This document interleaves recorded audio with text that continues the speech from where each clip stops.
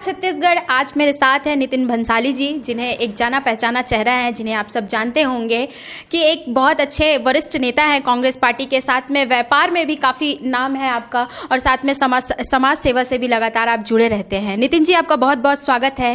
नितिन जी, जो लगातार आजकल आरोप लगते रहते हैं कांग्रेस पार्टी पर कि जब से 15 साल बाद सरकार आई है और उसके बाद लगातार घिराव होता रहता है, विपक्ष हमेशा हमला करती है, इस पर आप क्या कहेंगे? विपक्ष के पास मुद्दा ही नहीं है घेराव करने का। आपने प्रश्न किया, आपके प्रश्न में ही आपका उत्तर है कि कितने घेराव या कितने आंदोलन भारतीय जनता पार्टी ने एक साल में किए, मुझे गिना दीजिए।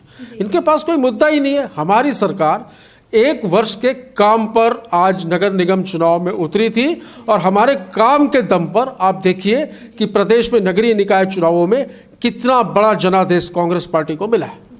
नागरिकता संशोधन कानून के लिए भी एक बहुत बड़ा रैली का आयोजन किया गया, भव्य रैलियां निकली, उसमें काफ़ी जाने पहचाने चेहरे देखे गए जो लगातार भाषण और साथ में प्रचार प्रसार भी कर रहे थे। उस पर क्या कहेंगे? देखिए, ये जो एक सेंसिटिव मामला है, बहुत बड़ा।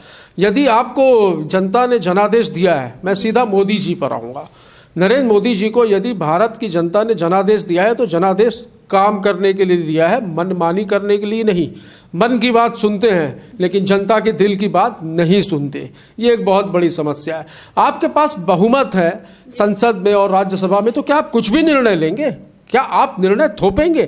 नोटबंदी, जीएसटी एक जीता जागता उदाहरण है। और आज आप किस बात की बात कर रहे हैं कि आप जाति के नाम पर ये डिसाइड करेंगे कि ये भारत का नागरिक है या नहीं?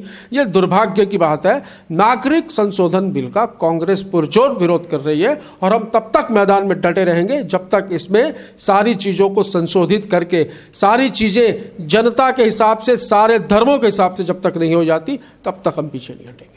बात करते हैं नगरीय निकाय चुनाव की। कांग्रेस की एक बड़ी जीत भी कही जा सकती है कि देखने को मिली है, चाहे वो रायपुर में हो या अन्य किसी भी नगरीय निकाय, मतलब यहाँ नगर निगम में हो। इस पर क्या कहेंगे? देखिए, मैंने पहले ही कहा कि नगर निगम रायपुर में तो 10 वर्षों से कांग्रेस की सरकार काबिज है और प्रदेश में 1 वर्ष से विधानसभा चुनाव में कांग्रेस यहाँ पर सत्ता में है। तो जनता ने बिल्कुल कांग्रेस के नगर निगम के काम पर और प्रदेश की विधानसभा के मुखिया माननीय मुख्यमंत्री श्री भूपेश बघेल जी के काम पर वोट दिया है और हम संतुष्ट हैं। हम जनता का आपके चैनल के माध्यम से धन्यवाद ज्ञापित करते हैं कि उन्होंने पुनः जनादेश देकर हमें सेवा करने का अवसर दिया है। क्या लगता है, इस बार महापौर की रेस में तो काफ़ी नाम चल रहे हैं, तो आप क्या कहेंगे इस पर? देखिए, ये पार्टी आलाकमान जो है, छत्तीसगढ़ के वरिष्ठ नेतागण बैठकर ये डिसाइड करेंगे कि कौन महापौर बनेगा। निश्चित तौर पर पार्षद उसमें वोट करेंगे और सारी प्रक्रिया से आप लोग स्वयं अवगत हैं। जो सर्वमान्य होगा सारे लोगों की, जिसमें सहमति बनेगी, वो इस राजधानी का महापौर होगा।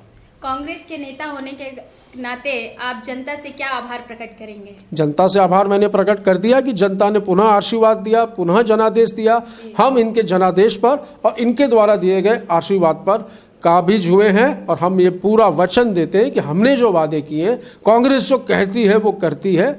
इस बात को हम बिल्कुल चरितार्थ करेंगे। आप देखिए, धान के समर्थन मूल्य की बात हो, चाहे बिजली बिल हाफ की बात हो, चाहे छोटे मकानों के टैक्स की माफ़ी की बात हो, चाहे गुमास्ता लाइसेंस यहाँ पर फ्री किया गया है, इन सारी चीज़ों में हमने जो बातें की थी वो बातें हमने पूरी की हैं। जो वादे किए थे वो वादे पूरे किए। हम जो कहते हैं वो करते हैं, ये आगे भी करते रहें। आगे की रणनीति क्या होगी? आगे की रणनीति, अभी पंचायत चुनाव है।